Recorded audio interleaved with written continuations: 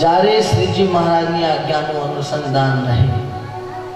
अब तिलक चालो કરવામાં કઈ ઘસાઈ જાય ખરું? હા, ઘસાઈ જાય. ચંદન तिलक चालो કરવામાં આપણું કઈ ઘસાતું નથી. ઘસાય છે આપણું અંતર મન જે મેલું થઈ ગયેલું છે. જ્યારે જ્યારે આપણે ચંદન ઘસીએ અને ચંદન ઘસતા ઘસતા સ્વામિનારાયણ ભગવાનનું સ્મરણ કરીએ અને ચંદન જેમ ઘસાતું જાય એમ અંતર મન પણ જે કાળું થઈ ગયેલું છે એ પણ ધીમે ધીમે ઘસાતું જાય, ધીમે ધીમે ચોખ્ખું થતું જાય. અને એ ચંદન જ્યારે આપણે કપાળમાં લગાવીએ ને ત્યારે એ શીતળતા મળે, અર્થાત અંતરમન ચોખ્ખું થઈ જાય. તો પછી કેવી ટાળક થાય જ્યાં શ્રીજી મહારાજ આવીને વિરાજમાન થઈ શકે. એ સ્વામિનારાયણ ભગવાન આપણને મળ્યા છે. અરે જ્યારે સ્વામિનારાયણ ભગવાન આ ધરતી ઉપર હતા ત્યારે અનેક ભક્તોને, અનેક સંતોને, અનેક સ્ત્રી ભક્તોને, અનેક એવા જનોને ભગવાને સુખ આપ્યા છે, એવા પરચાઓ આપ્યા છે કે જે નિષ્કુળાનંદ સ્વામીએ આ ભક્ત ચિંતામણીની અંદર સુંદર રીતે રચના કરીને લખ્યા છે. અને આજે જે ભક્તો આ પરચા પ્રકરણની કથા શ્રવણ કરે છે અથવા કથા કરે છે અથવા કથાનું વાંચન કરે છે તો ભગવાન કહે છે કે જેમ મેં આ ભક્તોને પરચાઓ આપ્યા છે એમ એના જીવનમાં દરરોજ નવા નવા પરચા થાય. હમણાંની થોડા સમય પહેલાની વાત, એક ભગવાનનો ભક્ત જે બહારનું પાણી નથી પીતો, શ્રીજી મહારાજના વચન પ્રમાણે મંદિરમાં પીવે અથવા પછી ઘરે પીવે, જ્યાં એને ખાતરી હોય ત્યાં એ પાણી પીવે. હવે મંદિર, ઘરેથી મંદિર આવતા 1.5-2 કલાક થાય, 1.5 થી 2 કલાક. અહીંની ધરતીની, વિદેશી ધરતીની વાત છે, કેલિફોર્નિયાની. હવે ભગવાનનો ભક્ત આ સંકલ્પ કરે છે કે બહુ તરસ લાગી છે પણ ક્યાંય પાણી પીવાય એવું નથી, પણ એક મંદિરમાં પીવાય. પણ આવું 1.5 કલાક સુધી એમને એમ ગાડી હાંકવી ને કેટલો બધો કષ્ટ મળશે. પણ આજે મંદિરમાં જઈને સ્વામીને એમ જ કહેવું છે, સ્વામી પહેલા પાણી પીવડાવો. ભગવાન પોતાના ભક્તનું કેવી સંભાળ રાખે છે તમને બતાવું છું. આ બાજુ મેં ભગવાનને જળ ધરાવ્યું સંધ્યા વખતે, અને જળ ધરાવીને આમ દરરોજ પી જતા હોઈએ છીએ. પણ એ વખતે વિચાર આવ્યો કે પેલો છોકરો દરરોજ ભગવાનના દર્શન કરવા આ ટાઈમે આવે છે, એને આપણે કોઈ દિવસ કોઈ પ્રસાદીની વસ્તુ આપી નથી. પણ આજે અંતરમાં એની ઈચ્છા થાય કે આ જળ ધરાવેલું જે ભગવાનને છે એ છોકરાને પીવડાવીએ. ઓલી બાજુ ઓલો સંકલ્પ કરે, આ બાજુ ભગવાન આપણા દ્વારા સંકલ્પ કરાવે. અને જ્યાં પેલો છોકરો મંદિર આવ્યો ને મંદિરમાં આવી જ્યાં મને મળવા આવે તો હું સામે થઈને લે ભાઈ ભગવાનના પ્રસાદની જળ પી. બોલો આશ્ચર્યચકિત થઈ ગયું, સ્વામી આવું કેમ બની શકે? મને કેમ? હું ઘરેથી સંકલ્પ કરીને નીકળ્યો કે આજે મંદિરમાં જઈને સ્વામીને કહેવું છે કે મારે પાણી પીવું છે, અને સ્વામી તમે કોઈ દિવસ મારા માટે ભગવાનના પ્રસાદીનો જળ નથી રાખ્યું, પણ આજે હું તમારી પાસે આવું એના પહેલા તો તમે મને જળ આપ્યું ને કહો છો ભગવાનના પ્રસાદીનો જળ પી. તો આ શ્રીજી મહારાજ તારા અંતરમાં વિરાજમાન છે અને તારા અંતરની વાત સર્વે સાંભળે છે. એના લીધે જ આજે શ્રીજી મહારાજ સામે ચાલીને તને પ્રસાદીનો જળ અપાવે છે. આ ક્યારે બને? જ્યારે મહારાજ સ્વામિનારાયણ ભગવાનને આપણે પૂરા ઓળખ્યા હોય ને ત્યારે સ્વામિનારાયણ ભગવાન દરેક જગ્યાએ, દરેક ઘડીએ, દરેક અવસ્થામાં આપણી સાથે રહીને આપણા સર્વે શુભ કાર્યોને પૂર્ણ કરે. નિષ્કુળાનંદ સ્વામી એ વાત કરે છે,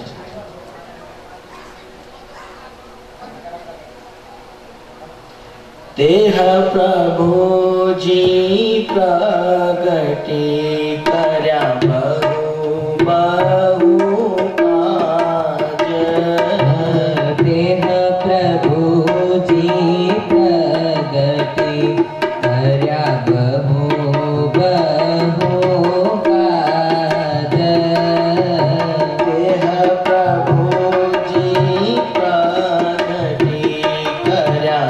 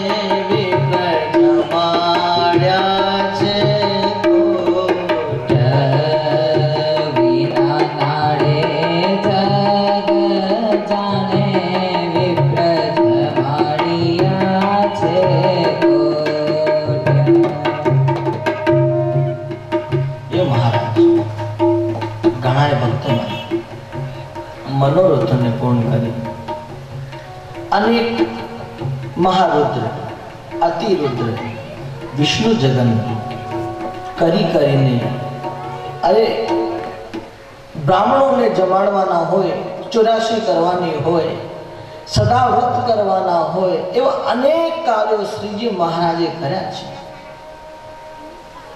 મહારાજને ભૂદેવોને જમાડવાનો ઘણો દોડ. મહારાજ કે ધરતી પરના જે કોઈ દેવ હોય તો એ દેવ છે ભૂદેવ, અને ભૂદેવોને જમાડીને મહારાજ એવા રાજી થાય. પણ ઘણા ભૂદેવ છે ને મનમાં ઈર્ષા રાખીને બેઠા હોય કે ગમે તેમ કહીને આજે પૂરેપૂરું કરી દેવું. પણ મહારાજ કઈ ઓછા નહોતા, એ પણ ભૂદેવ હતા.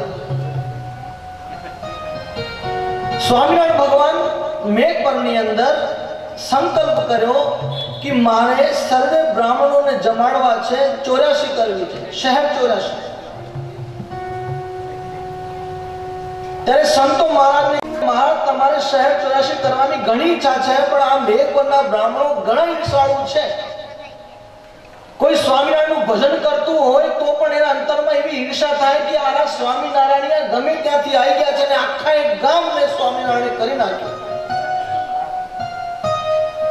તો મહારાજ એવા ભૂદેવોને જમાડવાથી શું લાભ? મહારાજ કે અરે ગમે તેમ હોય પણ ભૂદેવ છે, ધરતી પરના દેવ છે, એને આપણે પૂજનીય ભાવે માનવાના હોય. મારી એવી ઈચ્છા છે કે શહેર 84 કરીએ, ભૂદેવોને જમાડીએ, જેટલું જમવું હોય તેટલું જમાડીએ. ત્યારે ભૂદેવોની જમાત હતી ને એને નક્કી કર્યું 2 દિવસનું બનાવેલું હોય એટલું ભોજન આપણે એક ટાઈમમાં જમી જશું. આ બાજુ સંતો સાથે મહારાજે મીટિંગ કરી અને મહારાજે સંતોને એમ કીધું કે મારે 1 દિવસ નહીં, 2 દિવસ નહીં, 3 દિવસ નહીં, મારે 2 મહિના, 3 મહિના નહીં, 6 મહિના નહીં, મારે 7 1 વર્ષ સુધી ભૂદેવોને જમાડવા છે. ત્યારે સંતો કે મહારાજ તમે જે કરો ધારો એ બધું થઈ શકે તેમ છે, પણ મહારાજ કે હાલો ભૂદેવોને બધાને તમે નિમંત્રણ આપો કે શહેર 84 સ્વામિનારાયણ ભગવાન કરે છે અને સર્વે ભૂદેવોને ભગવાનના સાનિધ્યમાં આવીને જમવું છે. અને મહારાજે ભૂદેવોને બોલાયા અને બોલાવીને કીધું કે ભૂદેવો આજથી તમારા સર્વેના ઘરે રાંધવાનું બંધ. 1 મહિનો નહીં, 2 મહિનો નહીં, તમારે જેટલા મહિના જમવું હોય કન્ટિન્યુઅસ એટલું તમે જમી શકો.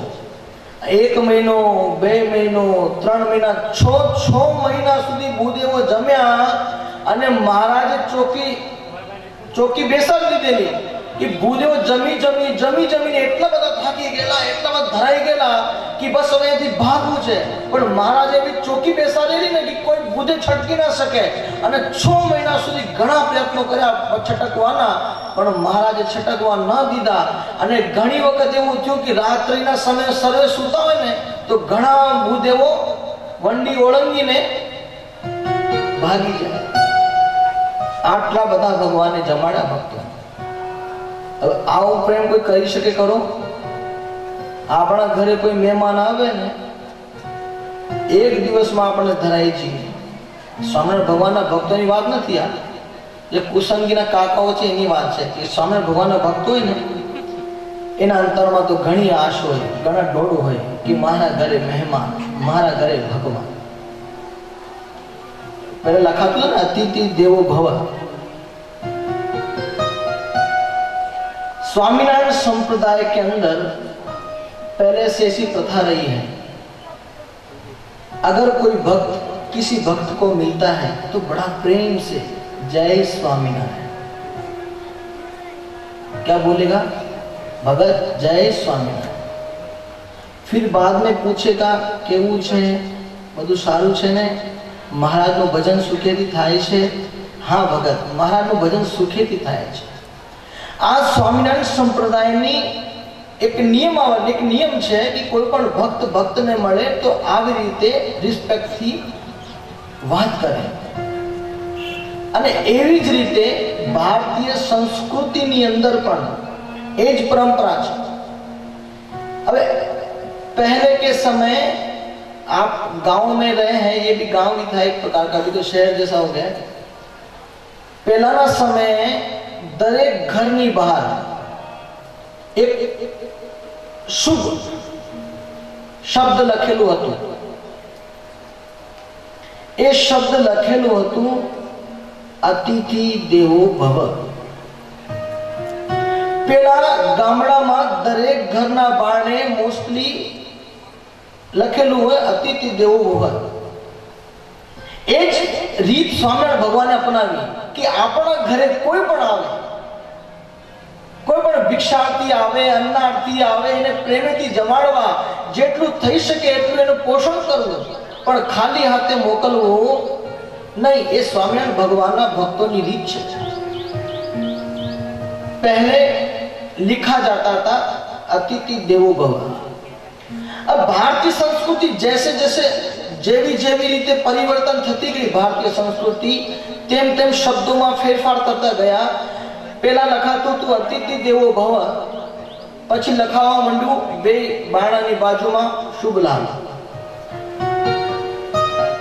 અતિથિ દેવો ભવથી શુભ લાભમાં આવ્યા, એ પણ સારું હતું. પણ શુભ લાભમાંથી પછી લખાયું વચ્ચે ઉમરા ઉપર સુસ્વાગતમ. તમારું અમે સારી રીતે સન્માનની દ્રષ્ટિએ સ્વાગત કરીએ છીએ, સુસ્વાગતમ એવું લખાવા માંડ્યું. અતિથિ દેવો ગયું, શુભ લાભ ગયું ને આવ્યું સુસ્વાગતમ. અહીંયા સુધી સારું હતું, પણ જેમ જેમ લોકો વિદેશી થતા ગયા, અમે ઘણા છોકરા મેં જોયા હેર સ્ટાઈલ, ઘણા છોકરાની ગામડાની અંદર એવી જુદી જુદી સ્ટાઈલો કેવું પડે. તો સુસ્વાગતમ સુધી સારું હતું, પણ ઇંગ્લિશ પશ્ચિમ સંસ્કૃતિ જ્યારે આપણા અંતરમાં અહીંયા આવી ભારત સંસ્કૃતિમાં, ત્યારે લોકો લખતા થયા વેલકમ. એટલો ફેરફાર હિન્દીમાંથી સુભાષિતમાંથી ઇંગ્લિશમાં કન્વર્ટ થયું વેલકમ. અહીંયા પણ સારું હતું. વેલકમ નો અર્થ થાય કે અમે તમારું સ્વાગત કરીએ છીએ, અમે તમારું સન્માન કરીએ છીએ. અહીંયા સુધી સારું હતું, પણ હવે શું લખાય ખબર છે? નવા નવી નવી સોસાયટીઓ બને, મોટા મોટા બંગલાઓ બને. જેમ જેમ લોકો મોટા થતા જાય તેમ તેમ એ સંસ્કૃતિ બદલાતી જાય. અતિથિ દેવો ભવથી આવ્યા શુભ લાભ, શુભ લાભથી આવ્યા આપણે સુસ્વાગતમ, સુસ્વાગતમથી આપણે આવ્યા વેલકમ. અને આજે શું લખાય છે? કુત્તે સે સાવધાન જોજો, ઘરના બાર એક જોવા મળશે, મોસ્ટલી મોટા મોટા માણસો હશે. પણ સ્વામિનારાયણ ભગવાનના જે ભક્તો છે, એ ભક્તોના રીતિમાં એ ભક્તોની સંસ્કૃતિમાં જો ફેરફાર નથી થયો, જ્યાં પણ મોટો હોય કે નાનો હોય, ગમે તેવી ઉંમરનો હરિભગત હોય, પણ સામે તિલક ચાંદલો વાળો દેખાય, મુખમાં સ્વામિનારાયણનું નામ લેવાતું હોય અને ધીમે ધીમે મુખેથી નીકળી જાય, ભગત કેમ છો, મજામાં, જય સ્વામિનારાયણ. મહારાજનું ભજન સુખેથી થાય છે ને? હા, ભગવાનના ભગત મહારાજનું ભજન સુખેથી થાય છે. એ જ પરંપરા સર્વે જીવોની અંદર ધારાવત રહેતી રહે, એના માટે જ આ શ્રીજી મહારાજના નંદ પંક્તિના સંતોએ આ દાખલા કરી ગયા છે કે ભક્તને કોઈ દિવસ કોઈ દુઃખ ન આવે. ખરેખર જોવા જઈએ ને તો આપણે દુઃખની વ્યાખ્યા ખોટી કરી છે. ખાવા ન મળતું હોય, સારી રીતે પૈસો ન હોય, એને આપણે દુઃખ માનીએ છીએ. પણ સ્વામિનારાયણ ભગવાન એમ કહે છે કે તમે કોઈ કાર્ય કરવા જાઓ ને ત્યારે તમારા મનમાં આવી લાશા હોય છે કે આ નવો બિઝનેસ હું કરું છું, આ નવા બિઝનેસમાંથી, આ નવા વ્યાપારમાંથી મને દર મહિને 10,000ની ઇન્કમ થશે. આ જો આપણે વ્યાપાર શરૂ નથી કર્યો, એના પહેલા આપણે સંકલ્પ કરી દઈએ છીએ કે આ ધંધો હું કરીશ તો આ ધંધામાંથી મને દર મહિને 10,000ની ઇન્કમ થશે. અને જ્યારે ભક્ત આવું મનમાં વિચારી જ્યારે વ્યાપાર કરે છે, ધંધો કરે છે, બિઝનેસ કરે છે અને પછી મહિને 10,000ની આવકની જગ્યાએ 5,000 થાય ત્યારે તરત જ કહે, મહારાજ તમને સંભાળીને કાર્ય કરેલું ને આમાં 10 કે 5 દુખી થઈ જાય. એ મહારાજ કહે છે તમે કાર્ય કરો, પણ કાર્ય પાછળ શું ફળ પ્રાપ્ત થવાનું છે એ નક્કી કરવાનું કામ તમારું. એ તો કામ મારું છે, મેં જે ધાર્યું હશે તે પ્રમાણે થશે. પણ માણસ દુઃખી શેના લીધે થાય છે કે પોતાની રીતે પોતે પહેલા વિચારી લે કે મને આમાંથી આટલો ફાયદો, અને પછી ન થાય, પછી એ માણસ દુઃખી થાય છે. પણ ભગવાનનો ભક્ત છે એ કાયમી ભગવાનના ભક્તને યાદ કરી, ભગવાનને યાદ કરી બસ ભગવાનમાં તલ્લીન થઈ જાય છે. હવે નિષ્કુળાનંદ સ્વામી કહે છે કે આ સર્વે વાતો તો ઘણી બધી કરી, પણ હવે હું જે વાત કરવા જાઉં છું તે વાત કઈ અલૌકિક છે. અને એ કેવી છે? એવા ભક્તોની છે, એવા સંતોની છે કે જેમને શ્રીજી મહારાજને પૂરી રીતે ઓળખ્યા છે. અને એ વાત સૌથી પહેલા ભક્ત ચિંતામણીમાં સ્વામિનારાયણ ભગવાન કોનો પરચો લખે છે નિષ્કુળાનંદ સ્વામી? તો એ સ્વામી બતાવે છે, તેહ વિના જે પરચાન્ય રે કહું, સાંભળજો સહુ જન રે. તેહ વિના જે પરચાન્ય રે કહું, સાંભળજો સહુ જન રે. પ્રતાપ પર્વત ભાઈની વાત રે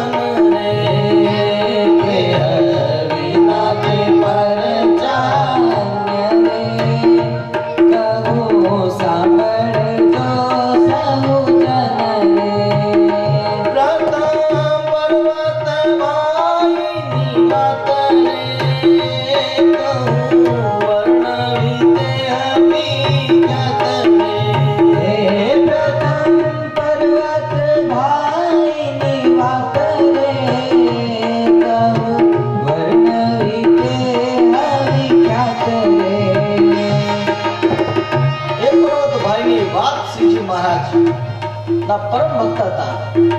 એ નિષ્કુળાનંદ સ્વામી કહે છે સૌથી પહેલો પરચો હું તમને કહું છું પર્વતભાઈને. હવે જ્યારે પરચાની શરૂઆત થતી હોય ને ત્યારે સૌથી પહેલા એવું પરચો કહેવો પડે કે જે પરચાને સાંભળીને સર્વે ગદગદિત થઈ ગયા. એ પરચાની વાત સૌથી પહેલા પર્વતભાઈને કહે છે કે સૌથી પહેલો પરચો પર્વતભાઈ. અને નિષ્કુળાનંદ સ્વામી છે ને આમાં કઈ ક્રમ નથી આપ્યું, પેલા સંતો કે પેલા ભક્તો કે પેલા જે રીતે નિષ્કુળાનંદ સ્વામીને લાગ્યું એવી રીતે નિષ્કુળાનંદ સ્વામી ગોઠવતા ગોઠવતા ગયા.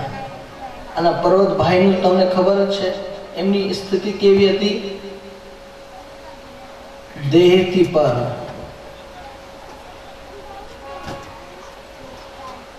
જે સમયસર હર ઘડી શ્રીજી મહારાજ જોડે હતા. શરીરથી ભલે અહીંયા હોય પણ આત્મા તો શ્રીજી મહારાજ જોડે જ હોય, ફરતી જ હોય. એવા પર્વતભાઈ. અને પર્વતભાઈને શ્રીજી મહારાજ એટલો રાજીપો હતો ને શ્રીજી મહારાજ પર્વતભાઈ ઉપર, એમની સ્થિતિ જોઈ.